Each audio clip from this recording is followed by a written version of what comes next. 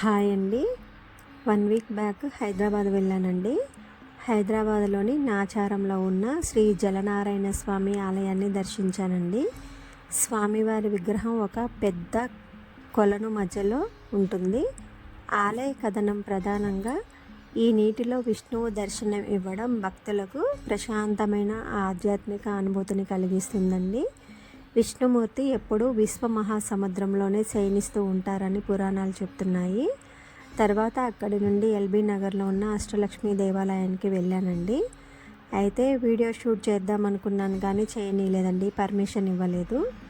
ఇక అక్కడ నుంచి విధాన సభకు వెళ్ళి అక్కడ ఒక 12:30 వరకు టైం స్పెండ్ చేసి ట్యాంక్ బండ్కి వెళ్ళామండి. అలాగే ఐమాక్స్ చూసుకుంటూ ఇక ట్యాంక్ బండ్ దగ్గర అయితే ఎన్ని బర్త్డే పార్టీలో చెప్పలేమండి.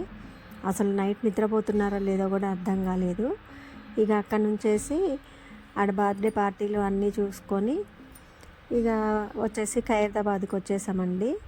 అసలు మన హైదరాబాద్ చుట్టూ రావాలంటే నెల రోజులు పట్టినా పట్టొచ్చండి. అలాగే నేను పీజీ చేసేటప్పుడు ఎక్కువగా చార్మినార్ దగ్గర బాగా షాపింగ్ చేసేదానండి. ఇప్పుడు ఫస్ట్ టైం అండి హైదరాబాద్ వెళ్ళి షాపింగ్ చేయకుండా రావడం. అక్కడ బ్యాంగిల్స్ కానీ అన్నీ కూడా ఇక మన హైదరాబాద్ గురించి చెప్పాలంటే మాటలో చెప్పలేమండి.